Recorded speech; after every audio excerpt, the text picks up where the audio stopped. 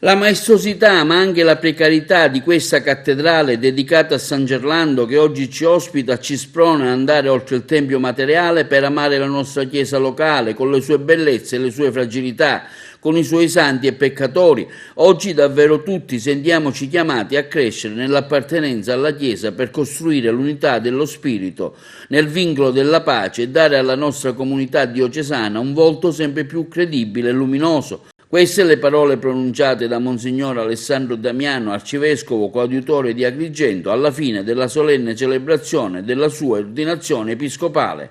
Nella chiesa cattedrale, aperta sull'antistante piazza Don Minzoni, dove è stato montato uno schermo gigante, c'erano i fedeli di Trapani, diocesi di appartenenza del Nuovo Presule, e quelli di Agrigento, pur con le limitazioni dovute alle norme di contenimento del Covid-19.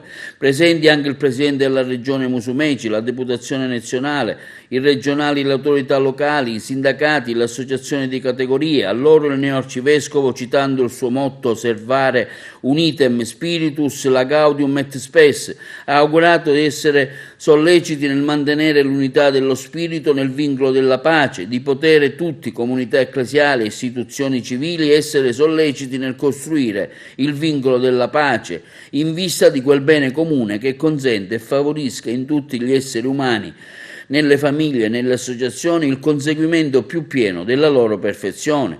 Già a ridosso della celebrazione di ordinazione episcopale, Monsignor Damiano aveva chiesto a chi collaborerà con lui e a se stesso attenzione alla realtà ecclesiale e a quella sociale e cura delle situazioni di povertà e di indigenza, parlando delle gioie e dei timori di chi si appresta a rispondere all'invito del Signore a seguirlo come vescovo della chiesa di Agrigento. Aveva detto: più di qualcuno, amici, ma anche sconosciuti, mi hanno chiesto perché non ho portato da subito la croce pettorale, che è una delle insegne episcopali. Io ho risposto che la croce che non si vede è certamente più pesante di quella che si porta attaccata al collo.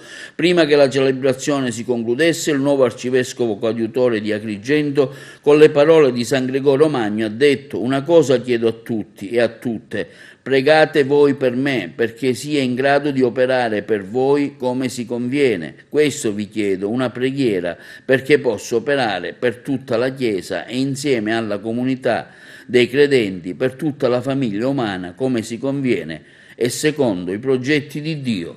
Servare unitatem spiritus.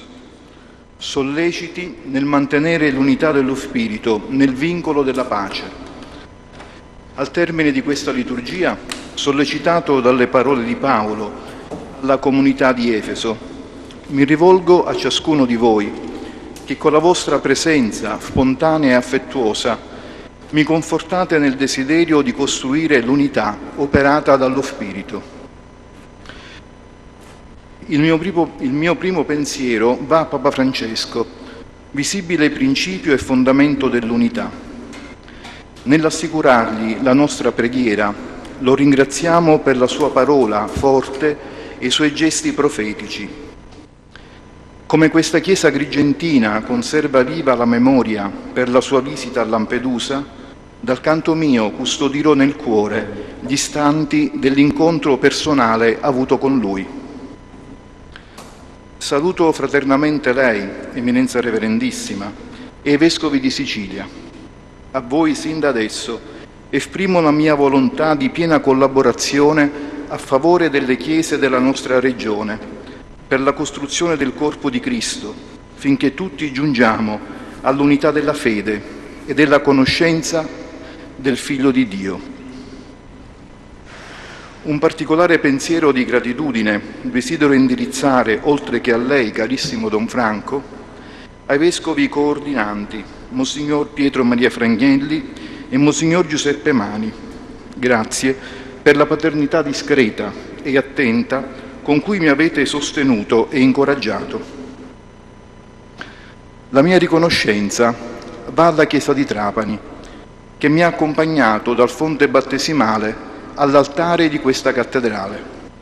Grazie ai presbiteri e ai diaconi per la testimonianza e l'esperienza di Chiesa, vissuta ora nella gioia, ora nel dolore, sempre nella fede in un solo Signore, un solo battesimo, un solo Dio e Padre di tutti.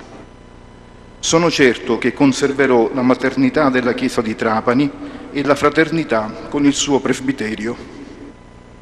Ai presbiteri e ai diaconi di questa Chiesa di Agrigento, consapevole di come ciascuno di noi porti tesori in vasi di creta, consegno il mio impegno a costruire una comunione reciproca e aperta, libera e sincera.